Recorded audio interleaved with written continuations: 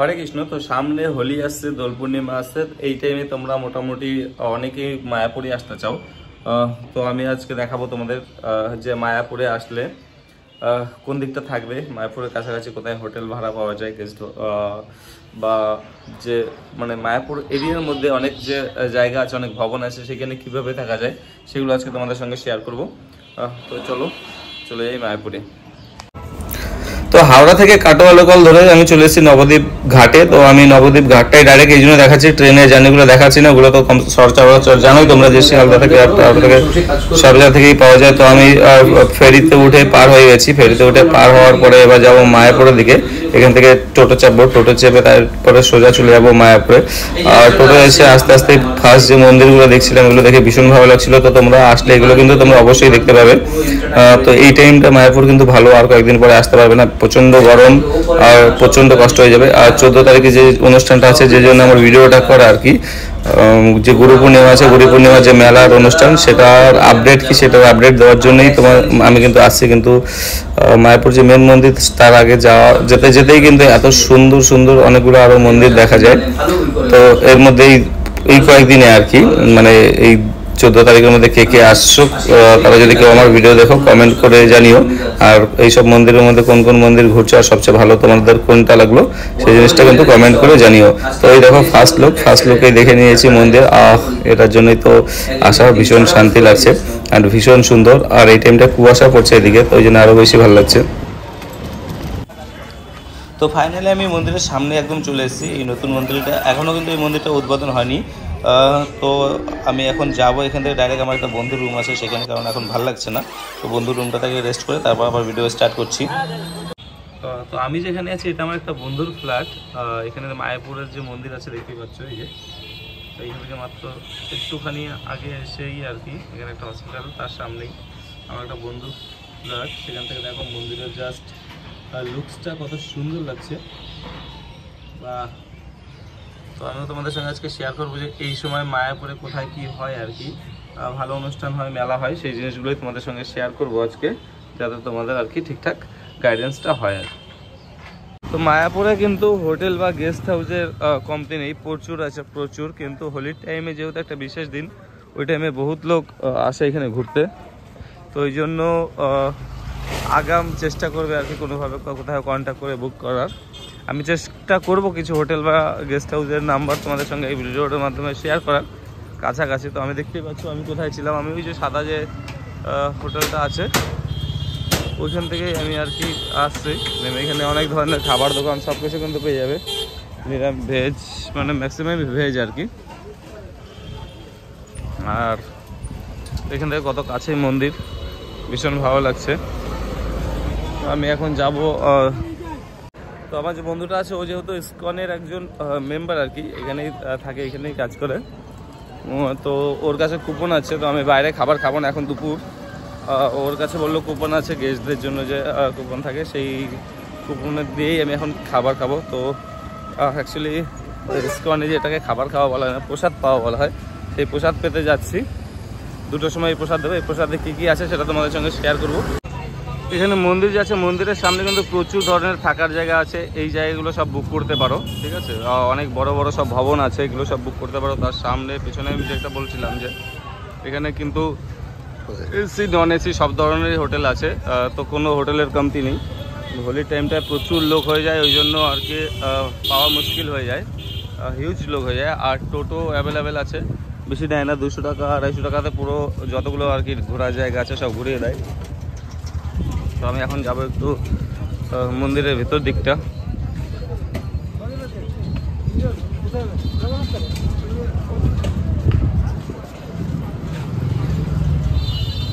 সবচেয়ে কিন্তু বেশি ডিমান্ড থাকে এই গদা ভবন, দেখতে পাচ্ছ, এই গদা ভবনের কিন্তু সবচেয়ে বেশি ডিমান্ড থাকে। কারণ কি, ভিউ দেখো এখান থেকে, এই যে মন্দির একদম একদম মন্দিরের সঙ্গে লাগোয়া আছে এই ভবন। এখানে তোমরা শপিং করার জন্য গোপী যে ড্রেস সেগুলো সব কিছু পেয়ে যাবে। এই দেখো,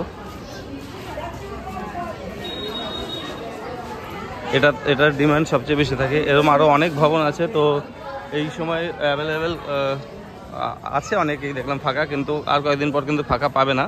একদম এখান থেকে মন্দির কত কাছে, মায়াপুরের মন্দির দেখতেই পাচ্ছ।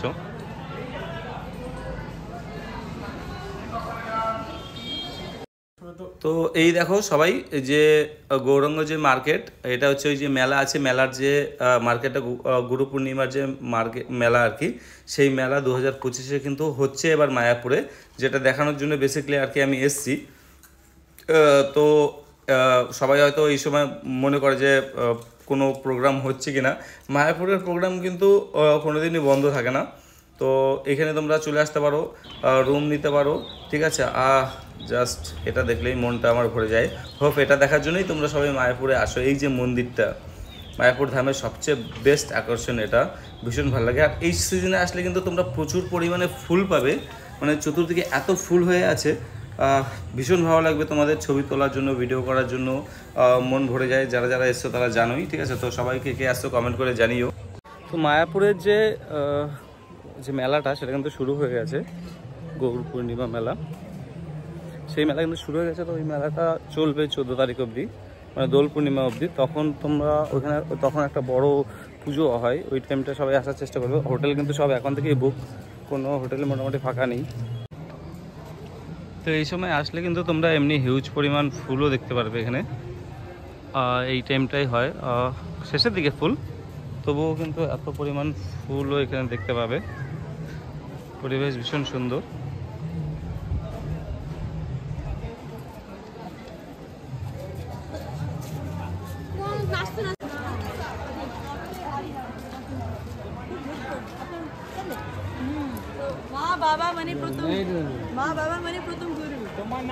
তো এটা মোটামুটি সবাই জানো যে এখানে যারা বিদেশিরা থাকে তারা কিন্তু সব বাংলা বলতে পারে। আর তারা দেখতে পাচ্ছ বাংলায় কথা বলে বলে বই বিক্রি করছে, কিন্তু সেটা বই বিক্রি হিসেবে বলছে না, বলছে মানে দান করো, ঠিক আছে।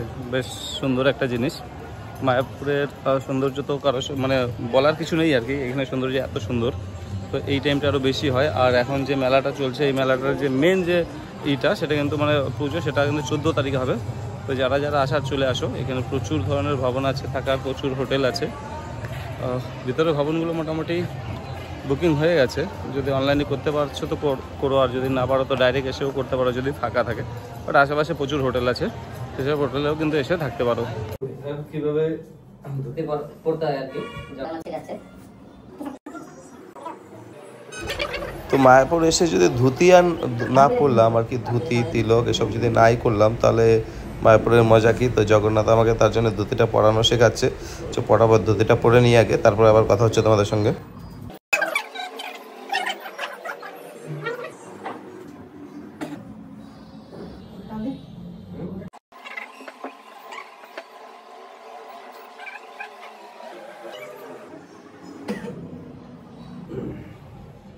বাঙালির সৌন্দর্য কিন্তু ধুতিতেই, ঠিক আছে।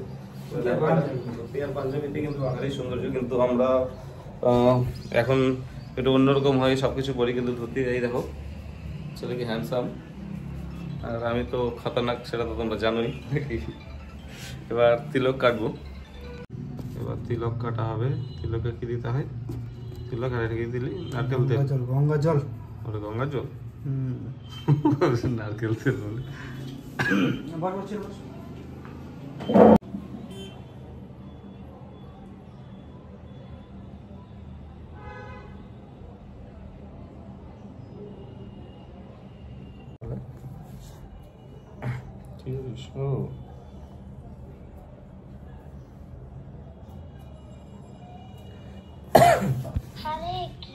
তো বডিরও অনেক জায়গায় কিন্তু 12 জায়গায় তিলক লাগিয়ে দিয়েছে। এগুলো প্রত্যেকটার কিন্তু একটা নাম আছে।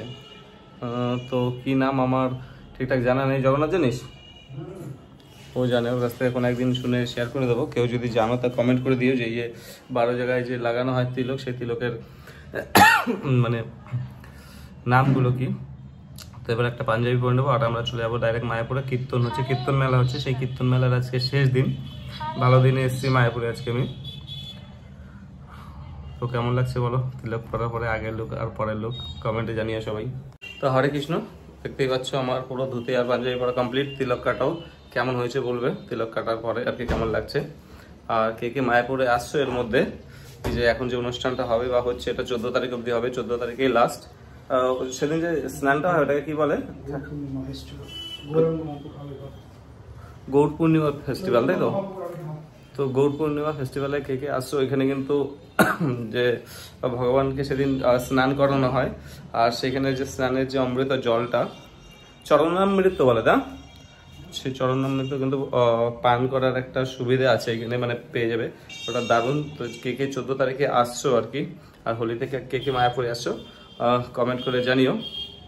আর আমি দেখি আরো কতটা ইনফরমেশন দিতে পারি আর কি এইটুক টাইমের মধ্যে, তো তোমাদের সঙ্গে শেয়ার করছি পুরো।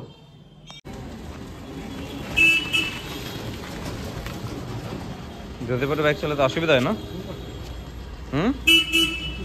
ঘুরাবি না, সোজা যাবি? উঠবো?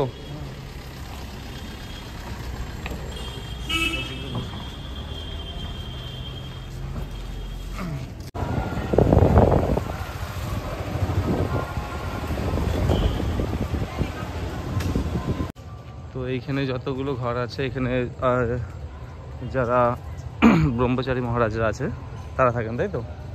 এই জায়গাটার নাম কি, মানে এই সেক্টরটার নাম কি? ব্রহ্মচারী ভবন। ব্রহ্মচারী মানে মায়াপুরের ব্রহ্মচারী মানে যে যেনারা গেরুয়া ড্রেস পরে আছেন আর কি, সরি, যেনারা গেরুয়া ড্রেস পরে আছেন তাদের এখানে ব্রহ্মচারী বলা হয়ে থাকে। মায়াপুরে দু ধরনের আছে, একটা হচ্ছে এক ধরনের যারা সাদা ড্রেস পরে থাকে, তারা বিয়ে করতে পারে, তাই তো? জুতো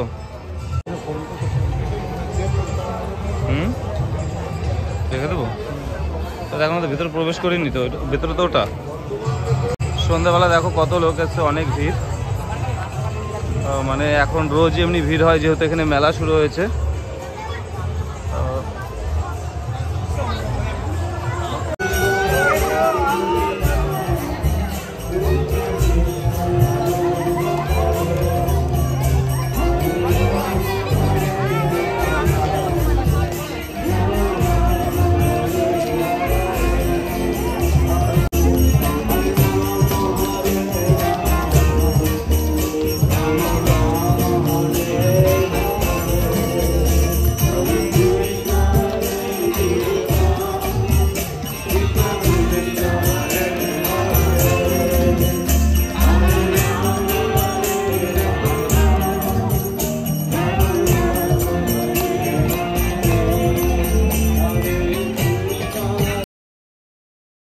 তো কীর্তনে বসার আগে কিন্তু আমরা খেয়ে নেব কিছু খাবার আর কি, খুব খিদে পেয়েছিল। তো এই যে রেস্টুরেন্টে এসেছি, এটা মায়াপুরের সবচেয়ে বেস্ট রেস্টুরেন্ট, আর এখানে বানানো হয় পিৎজা।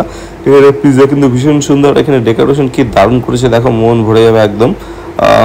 ভেজ পিৎজা, এখানে সব কিছুই ভেজ পাওয়া যায়। যার টেস্ট হবে পিৎজাগুলোর, জাস্ট সাইজ কালার জাস্ট দেখো তোমরা, তোমাদের চোখের সামনে ডাইরেক্ট বানিয়ে দেবে এখানে পিৎজা, আর ভীষণ ভালো আর খেতে। তো যারা যারা আসবে, এখানে যে পিৎজা আছে এর দামও কিন্তু রিজনেবল, মানে খুব একটা আহামরি বেশি দাম না। সন্ধ্যাবেলা খিদে পেয়েছে তাই আমরা আসলাম পিৎজা খেতে, মায়াপুরের পিৎজা ভেজ, তো স্বাভাবিকই, এখানে বলার আর কিছু নেই। তো জগন্নাথ আর আমি দুজন এসেছি, আর একটা ছেলে আসছে, ও আসবে, ডাইরেক্ট বানিয়ে দিচ্ছে। আর লোকেশনটা কোথায় বসছি দেখো, মন্দির, আর এখানে আমরা উপরে বসছি, পিছনে দেখো মন্দির। এই আমাদের পিৎজা চলে এসছে, ইয়া বড়, ভরপুর চিজ, ভেজিটেবল, পনির দিয়েছে কিনা জানি না, বাট লোক কি দেখো, দারুণ দেখতে। আর সবচেয়ে ভালো ডেকোরেশনটা, এই গাছগুলো জগন্নাথ লাগিয়েছে উপরে। মানে মায়াপুর মন্দিরে এরকম জায়গায় বসে এখানে যদি আবার এত বড় একটা পিৎজা হয়, তো জাস্ট ভাবো যে কেমন লাগবে। তো আমাদের পিৎজা চলে এসছে, বাট জগন্নাথ এখন আসেনি, ওকে পাঠালাম সোডা আনতে, তো আসুক। লোকেশনটা তোমাদের আরেকবার দেখিয়ে দিই, দেখো মায়াপুরের। আর পিৎজাটাও দেখতে কিন্তু দারুণ, এরকম। ও সহ্য হচ্ছে না, ও আসুক, ততক্ষণে আমি আগে খাওয়া শুরু করে দিই। আমার আর সহ্য হচ্ছে না, খেতে হবে আমাকে এখনই।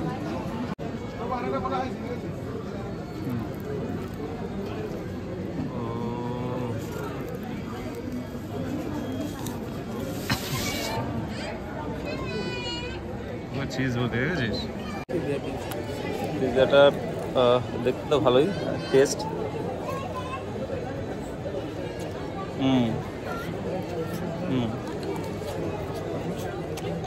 এটা মায়াপুরের সবচেয়ে ভিআইপি রেস্টুরেন্ট।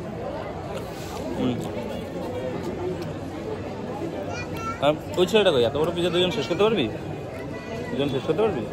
অনেক বড় তো। তো খাওয়া দাওয়ার পরে আবার আমরা একটু ঘুরতে বেরিয়েছি। রাত্রের মায়াপুর তো ভীষণ ভালো, অনেক লাইট, এই টাইমটা যেহেতু অনুষ্ঠান হয় ভীষণ ভালো লাগে। তো আমরা যাবো এখন এই মিউজিয়ামটার দিকে ঘুরতে। আর কি সিনেমা হলও আছে, এই দেখো সিনেমা হলের এখানে টিকিট কাউন্টার। বোধহয় 40 টাকা চলছে। কি দেখাবে আর কোন কোন টাইমে দেখাবে এগুলো দেখে নাও। যে প্রদর্শনীর যে শো আছে সেই শো এর টাইমিংটা এখানে আছে। থিয়েটারটা বেশ সুন্দর দেখতে, গোল মন্দিরের মতোই।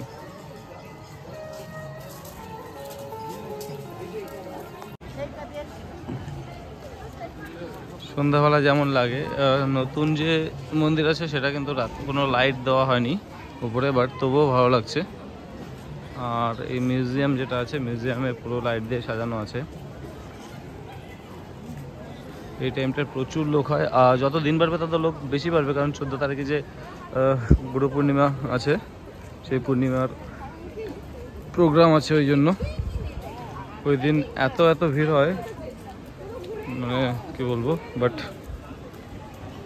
এখন ভিড় আছে হালকা পাতলা।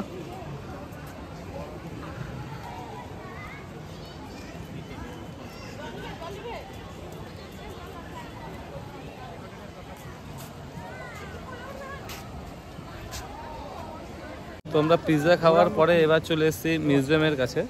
মিউজিয়াম থেকে লোক বেরিয়ে যাচ্ছে, মানে টাইমিং শেষ, জানি না, বাট আমি ঢুকবো না। এই সাইডটা থেকে, এই যে মিউজিয়াম আছে মিউজিয়ামের এই সাইডটা থেকে মন্দিরটাও বেশ ভালো লাগে। এই দেখো পেছনে মন্দিরটা আর মিউজিয়ামটা একসঙ্গে, বেশ এই সাইডটা থেকে কিন্তু ভালো লাগে। আর এখানে যে আমরা পিৎজা খেলাম সেই পিৎজার ব্যাপারটা বলবো। মানে যে পিৎজাটা আমরা খেলাম ওটা 450 আর 470 টাকার মতো আর কি দাম, আর 5% ট্যাক্স আছে। কিন্তু এত বড় পিৎজা যদি তুমি বাইরে আর কি ডমিনোজ বা পিৎজাটা খেতে যাও 1500 টাকার উপরে নিয়ে নেবে। তো রিজনেবল প্রাইস আছে আর টেস্টও দারুণ কিন্তু। তো যারা মায়াপুর আসবে সেই পিৎজাটা ট্রাই করো এখানে, ঠিক আছে? সবচেয়ে ভালো একদম, মানে ভিউটাও দারুণ। তুমি যেখানে বসে খাবে সেখান থেকে পুরো এই যে বড় মন্দিরটা আছে, পুরো বড় মন্দিরটা দেখা যায়। দেখালাম তোমাদের। তো কে আসছো কমেন্টে জানিও। হরে কৃষ্ণ। বাইরেও অনেক মার্কেট আছে রাস্তায়, আর মায়াপুর চত্বরের ভিতরেও দোকান আছে, কিন্তু সব জিনিস এখানে পাওয়া যায়। তো এখান থেকেও তোমরা জিনিস কিনতে পারো। আর এই টাইমটা যেহেতু মেলা হয়, মেলার জন্য আরও এক্সট্রা করে তো দোকান আছেই, তোমাদের মার্কেট করারও প্রচুর জায়গা আছে।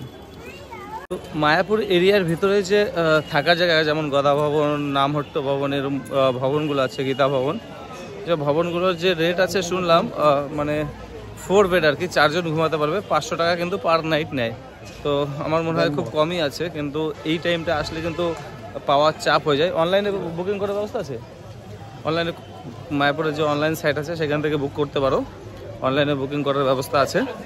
আর নাহলে ডাইরেক্ট এসেও করতে পারবে, তাই তো? ফাঁকা থাকলে যদি ডাইরেক্ট এসো তাও করতে পারো, যদি ফাঁকা থাকে পেয়ে যাবে, ফাঁকা না থাকলে একটু চাপ হয়ে যাবে। কিন্তু প্রচুর হোটেল আছে। হোলিতে তো মানে পূর্ণিমাতে, দোল পূর্ণিমাতে সবাই আসছোই। তার আগে আমি এসে একবার ভিডিও একটা করলাম যে এবার হচ্ছে কিনা দোল পূর্ণিমার অনুষ্ঠান। তো হচ্ছে, সবাই চলে এসো।